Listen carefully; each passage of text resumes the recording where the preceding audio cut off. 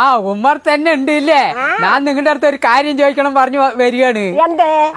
എന്താണ് ലോട്ടറി ഒക്കെ വല്ലതും പെട്ടാ? നിങ്ങൾ 10-30 ആൾക്കാരും കൂടി പഞ്ചായത്ത് പണി ചെയ്യുമ്പോ കനാൽ പള്ളിയിൽ ചെയ്യുമ്പോ ഞാൻ കണ്ടു, അത് എടുക്കണ കണ്ടു. അത്രയൊക്കെ ഉണ്ടെങ്കിൽ പിന്നെ എത്രയൊക്കെ വേണം. ഒന്നും കിട്ടിയില്ല. ഒന്നുമില്ല അല്ലേ? എന്താ ഒന്നും കിട്ടിയില്ല അല്ലേ? എന്താ പറയുന്നു, 30 ആളിന് തലയിലെടുത്ത് ഒരുപോലെ ആയല്ലോ.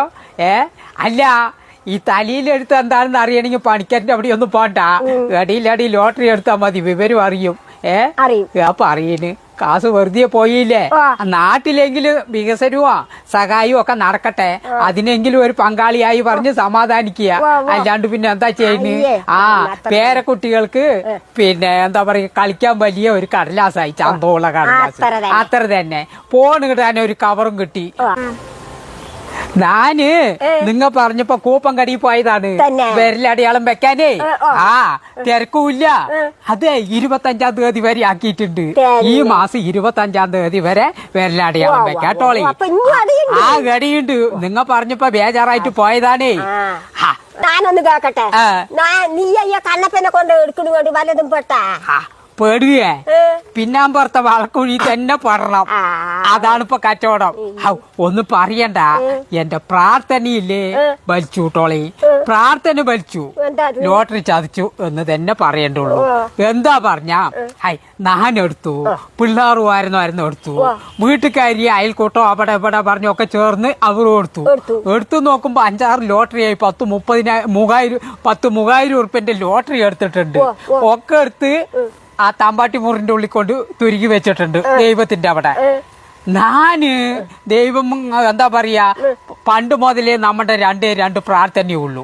ആ പ്രാർത്ഥനയും കൊണ്ടാണ് ഞാൻ നടക്കുന്നത്. ഈ അന്തിമോദി നേരത്ത് കൈമോകറും കഴുകി ദൈവമുറി പോയിട്ട് 2 കാര്യം പ്രാർത്ഥിക്കും. 2 വാക്കേ നാം പ്രാർത്ഥിക്കുള്ളൂ ടോളി. എന്താ പറഞ്ഞ, ദൈവമേ അന്നാള് പണിയും പാടും ചെയ്യാൻ എനിക്ക് ശക്തി തരണേ, അന്നാള് പണി കിട്ടണേ പറഞ്ഞു നിറവായോടെ പ്രാർത്ഥിക്കും. അതിനൊന്നും പോരും ഒട്ടും ദൈവം വരുത്തിയിട്ടില്ല. എവിടെ നിന്നാണെങ്കിലും അന്നാള് കഴിയാനുള്ള എരുന്നം തമ്പുരാൻ തരുന്നുണ്ട്. പണി ആരാണെങ്കിലും വിളിച്ചു തരും. കക്കോട്ട പണിയാണെങ്കിലും തൊടുകു പണിയാണെങ്കിലും ഏതാണെങ്കിലും തരുന്നുണ്ട്. ദൈവം മുടക്കൂല്ലാണ്ട് അത് നടത്തി തരുന്നുണ്ട്. അതാണല്ലോ 1ാമത്തെ പ്രാർത്ഥന. പണി കിട്ടണേ എന്നല്ലേ? പണി കിട്ടണേ പറഞ്ഞു കണ്ട് ലോട്ടറി എടുത്ത് വെച്ചിട്ട് ദൈവത്തിന്റെ ഉമ്മർത്ത് പണി കിട്ടണേ പറഞ്ഞ് പ്രാർത്ഥിച്ച ലോട്ടറി കിട്ടിയ പണിക്ക് പോകാണ്ടാകില്ലേ? അത് ദൈവത്തിന് തോന്നിയിട്ടുണ്ട് തോന്നുന്നു. അവർക്ക് നമ്മുടെ മനസ്സറിയാലോ. അപ്പൊ ലോട്ടറി കിട്ടിയ ചാമി പണിക്ക് പോയില്ല പറഞ്ഞിട്ടാണ് തോന്നുന്നു. അതൊരു തടസ്സമായി ലോട്ടറി കിട്ടണം അവിടെ. 2ാമത്തത് വലിയൊരു പ്രാർത്ഥനയാണ്. എന്താ പറഞ്ഞ, മനസമാധാനം കിട്ടണം ഇല്ലേ? മനസമാധാനത്തോട് കിടന്നുറങ്ങാൻ ദൈവം അനുഗ്രഹിക്കണം എന്നാണ് 2ാമത്തെ പ്രാർത്ഥന. അതും ഒരു തടസ്സമായിട്ടാണ് എനിക്ക് കാണുന്നത്. എന്താ പറഞ്ഞ, ഇന്ന് നാട്ടില് ലോട്ടറി കിട്ടിയവർ എന്താ മനസമാധാനം ഇല്ലാണ്ട് പറക്കുകയാണ്.